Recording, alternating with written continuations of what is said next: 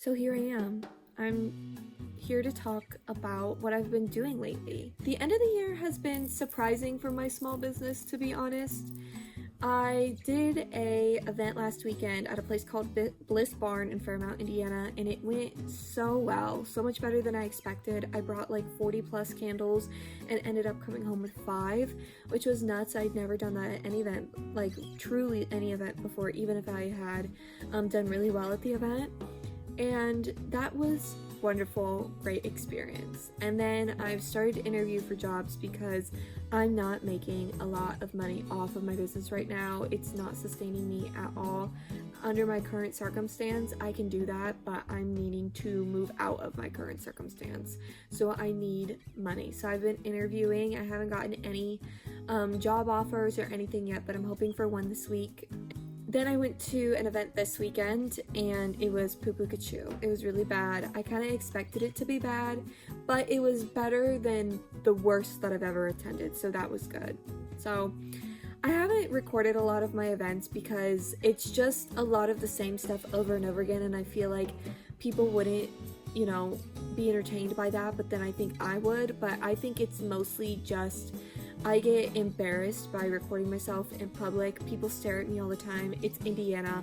A lot of it is rural Indiana. People are like, oh my god, and I hate that. I've always been, pointed at, looked at, whatever, throughout my entire life, and you'd think it'd be okay with it by now, but no. Even like this is a regular look for some people, but in my small town, this is doing too much. And I sometimes just don't want the attention on myself.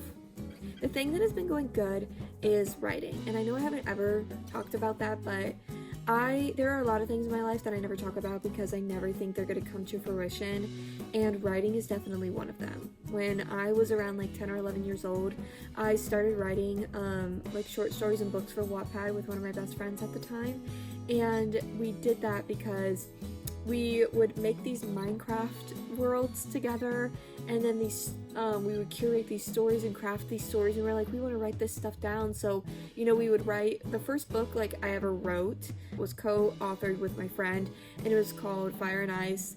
I was ice, she was fire, and it was about our unlikely friendship of like coming together. Granted, this is written by like 10 and 11 year olds, or 11 to 12, whatever. So it's not very good, but this is what gets the creative juices and the sparks flowing. And then the next thing I remember writing is called Lux and Lucinda, and it was again about us, but it's in more of like fantasy. Like I think that I was a druid and she was an elf, or the other way around. It was something like that. All of this stuff lives on Wattpad in the unpublished section of my Wattpad. I did a lot of writing on there, and then it kind of fell off in high school when I got really busy because I was a cheerleader. It took up a lot of my time, and it just really sucked the creativity out of me and the personality out of me, to be honest. I was still myself in some sense, but I felt like I needed to conform to what a cheerleader should look like, what normal looked like in my small town, and so I did that. And I was not happy. I truly was not happy, and you don't realize that you're not happy about something sometimes until you get out of it.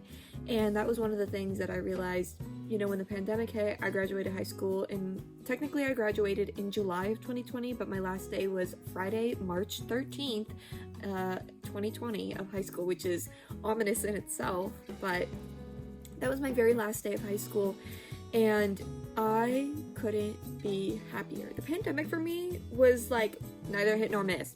It was just kind of a limbo I was living in, and I was really into Marie Kondo at the time, and I completely and utterly decluttered my entire childhood bedroom, which I knew a lot of people did during that time. Every time I'd go to a charity shop to drop off all of my goods, mainly Goodwill, the donations outside were overflowing. They had these cardboard boxes, and they would have like 2 or 3 of them set outside in my local Goodwill, and they would be full, like so full that they were like piled high. They had other, just piles and piles of stuff. You couldn't even put your car through the donations area because there was just so much stuff. As college rolled around, I started to toy with the idea again. Like my first year of college was very lonely because of the pandemic. I went to college that following August of 2020, and it was extremely isolating. I had a roommate my first semester that I didn't really click well with. We got off on the wrong foot, and nobody wanted to face their fears and just talk to the other person. And it was during the pandemic, and it wasn't easy to make friends. Like, I remember sitting in my dorm room like all day. I had 2 classes that I actually physically had to go to because one of them was a drawing class, and then the other one was a chemistry class. And the chemistry professor had fought to have this class in person because he thought it was very essential to have this chemistry class in person. Well, on the other hand, I was also taking like a gym class. I forget what they're called, like phys ed or whatever class that you have to take, and that was all online. And TBH, I worked out a little. I did not work out every week though, and it was just one of those things where I really, really wanted to connect to people, but everyone was wearing a mask, everyone was social distancing, and it felt like you couldn't connect to people. I mean, most of the people watching this are probably going to remember the pandemic in their own ways and relate. So I started to write. I started to write a lot of songs because throughout my entire life, music has been a way to cope with things going on in my life. So during the pandemic and during 2020, I wrote this album called Anatomy of the Painful Pretty, and it totally encapsulated my like teen to 20-some-year-old angst at the time and going through the pandemic and being extremely isolated. Like, I have an entire Pinterest board that is just like dedicated to the aesthetic of this. It was a lot of Jennifer's Body, to be honest. Love Needy, a lot of stuff from Carrie and The Craft and Twilight as well. But my main inspiration truly was Jennifer's Body and like this dark high femme look that had a lot of symbolism and imagery in it. And it kind of came full circle for me because my senior year of college, I had to do styling photo shoot for a styling class I was taking because fashion things. And I ended up doing an entire photo shoot, like me and my boyfriend and his brother helped photograph, but I did photo shoots based on the Anatomy of the Painful Pretty album that I wrote. But during this time, during 2021, there was the Twilight resurgence. Obviously, I already loved Twilight. Like, I had watched the movies, never read the books, and then I tried to read the books, couldn't get through them because I just don't like Bella Swan as a character in the books, and I just didn't like Stephenie Meyer's writing style. I just couldn't get past it, but I can enjoy the movies. But the Twilight resurgence was happening. Twilight was becoming huge in 2021 on TikTok and all over social media. I was seeing stuff constantly all of the time, and I just one night I thought about how I used to read all of these, because obviously I wrote on Wattpad, but I used to read Wattpad stories, and I read a lot, but it was a lot of toxicity about werewolves. And in Twilight, obviously they had their representation, but they were taken from Native Americans, and the Native American representation in Twilight is not correct. Let's just put that simply, it's not correct. And I wanted to make something that was werewolf related. Like, the only thing that I had seen outside of Twilight that is werewolf related is Werewolf in London, and that was really scary for me. I watched that as like a 20-something-year-old with my boyfriend. He's a huge, I wouldn't say like film nerd, he wouldn't classify himself as that, but he's watched so many movies. I mean, compared to me, I've watched like 3. I was not very like immersed in media like that. I didn't have a lot of access to it as a kid. But he did, and he showed me Werewolf in London, and when he's like transforming and all that kind of stuff, it was very scary. And then the only other werewolf representation that I'd seen was on Monster High. I mean, you know what I mean? Like Claudine. It was just this representation that I felt like that werewolves were not what I thought that werewolves would be. Like, they're regular humans, just like a vampire, like in Twilight, could be seen as a regular human, even though they can hide themselves better in Twilight, specifically because they don't glitter in the sun. And a lot of other vampire things, like The Vampire's Diaries was super huge. In 2010, there was a huge vampire resurgence. But in The Vampire Diaries, you know, they wore the rings. If they didn't have that ring on, they'd burn in the sun, or some type of magical thing, they would burn in the sun. I really wanted to do that for Twilight. I forgot I watched The Vampire Diaries, and that also, Tyler, in there.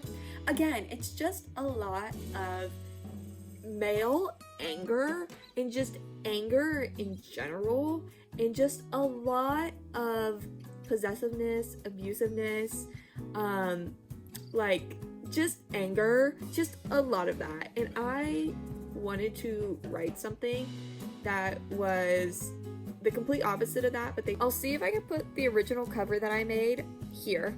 But I originally started writing this book, and I think I posted a chapter or two on Wattpad, and I would write this book on and off my entire time from 2021 to 2024 in college. On and off wrote this book. The last couple of months, I started to write again.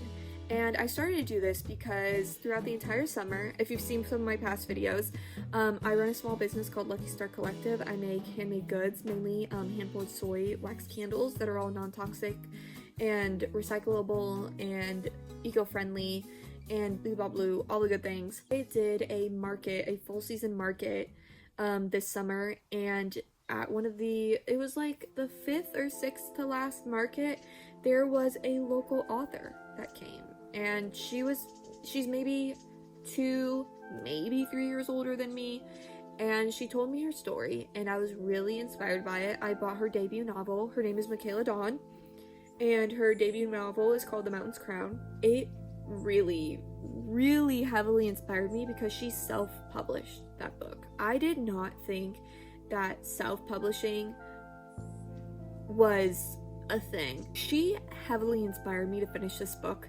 because I knew that I could do all of that. Like, I run a business. I can figure all of this out. I figured all of that out. I can figure this out. I spent an entire day one time in the beginning, and it was like day after day after day of like 2,000, 3,000, 4,000 words. And I cranked out this book, like the entire end of it. I edited the first half of it, and then from where I stopped editing, I got scared because I was like, oh my god, I actually have to write the rest of it. And I cranked, like, honestly, the rest of it out in like a month and a half, and I had a full-fledged book.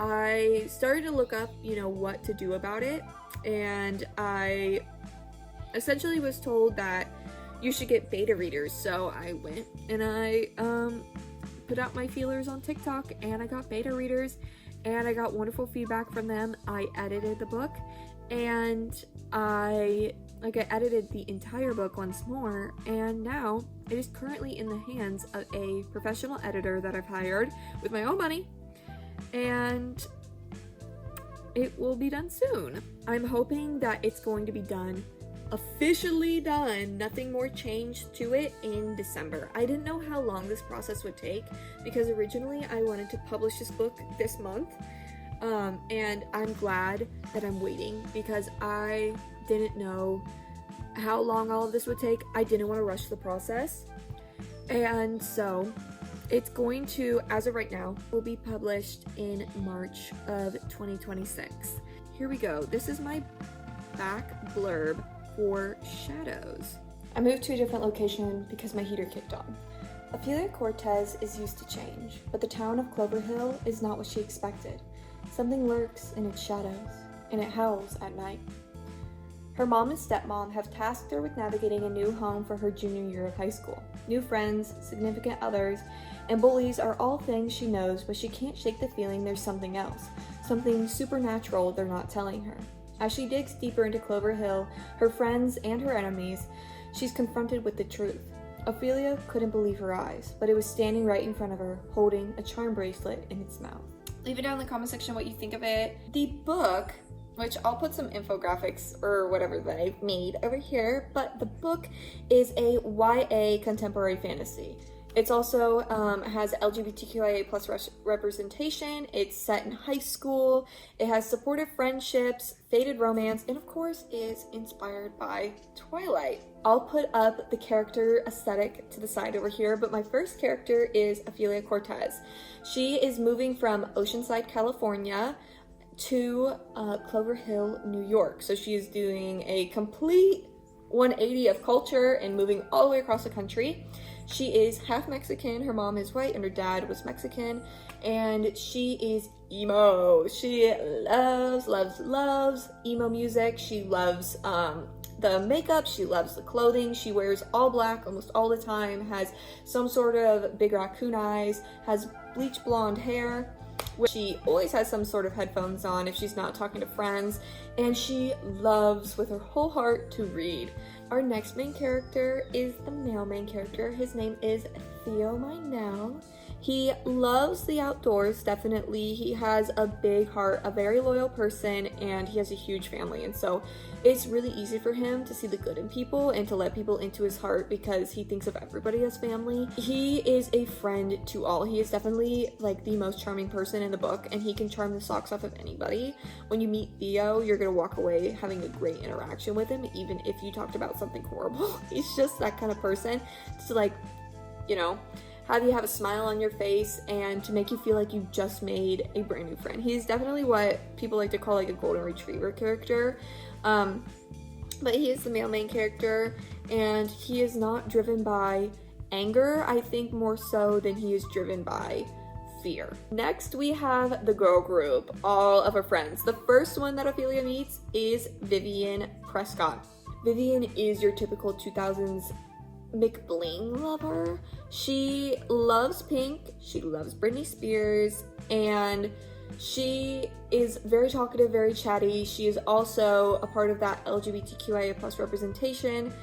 I don't outwardly say it truly in the book, but she is either bisexual or lesbian, and obviously I do say in the book that Ophelia is bisexual. She is attracted to Vivian at first when they first meet. Vivian is the girl in high school that you think would be so utterly mean to you just by the way she looks. She is like almost carbon copy of Regina George. You'd think that she's going to be mean, but really she is one of the sweetest people that you've ever met. She is definitely the don't judge a book by its cover, because the cover does not tell you what the inside is like, and the inside is very pink because it is cute, nice, and fun. Next one that she meets is Randy Bell. Randy is like Ophelia in the way that she loves books. The first time that Ophelia ever meets her, she's reading Pride and Prejudice, one of my favorite books, but she's reading, you know, a cult classic, a true classic, and she dresses very like what Bella Swan would dress like. She's very casual, but she knows her color palette and it's darker and she lives in it. And Randy Bell is related. Her dad is actually a member of this band that Ophelia got her middle name from. The band is Wingless Dove. It's a made-up band. She ends up going on tour with him sometimes, and so for most of her life, for a good portion of it, she's been homeschooled, and it's only been recently that she has been in public education. Randy is very much your typical bookworm. She's shy, she's not really talkative. She makes friends with Ophelia under circumstances that are later divulged in the book. But she is a true romantic at heart. She loves to write poetry. She is into romance. One day, her dream is to be swept off of her feet. She wants to be loved like the love that she reads in classic novels. She loves to love. She's definitely the sweetest character in the whole book and probably the most soft-spoken out of all of them.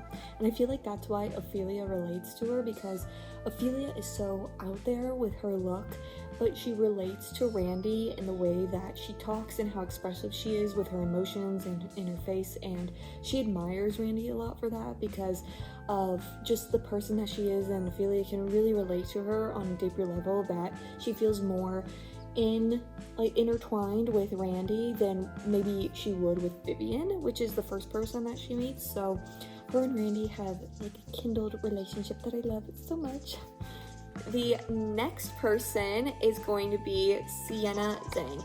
Sienna is like a bright ray of sunshine. She is the resident cook. She loves to cook, especially from her culture. So she loves to cook Chinese food and traditional dishes. And she is very twee. She dresses in the twee style. She loves a good accessory. She loves a good button on everything. And she is very cutesy. And you would not expect her to love cooking, but she loves cooking and ends up wanting to go to culinary school after high school. She's a very sweet sunshine character, and her twin sister Hazel is similar but almost opposite. They're not like the opposite twins. I don't really like that trope, to be honest, because I find that whenever I've met twins, they tend to be more similar than, you know, media lets on. So Hazel Zhang is an outdoors lover. She loves the great outdoors. She loves to get dirty. She is constantly wearing clothing that she does not care if she gets a little mud on at all. She is part of the nature club at school, and she loves to promote for the nature club. She wants everybody to join because she thinks everybody should love nature as much as she does. And probably her favorite activity outside of school is definitely just taking long walks around the lake that they live around, because in Clover Hill, it is based off of the real life place in New York called Northville. I've never been there before. This is all just I have imagined because it's around like a portion of a lake. So this has been all my imagination from there, but she loves going to the beach at Clover Hill. She loves spending as much time outdoors as she can. And she's definitely like a bug and animal lover. And I introduced their families as well. I don't like it when stories set in YA or set in like, you know, around teen culture and around high school, just like eventually like, goodbye parents, you're not part of the picture anymore. I don't like that because, you know, there's a lot of times that I know parents are like that, but there's also a lot of times that parents are like even overbearing, because everybody is different. All parenting styles are different. And so I think that it's really important to show that family is there.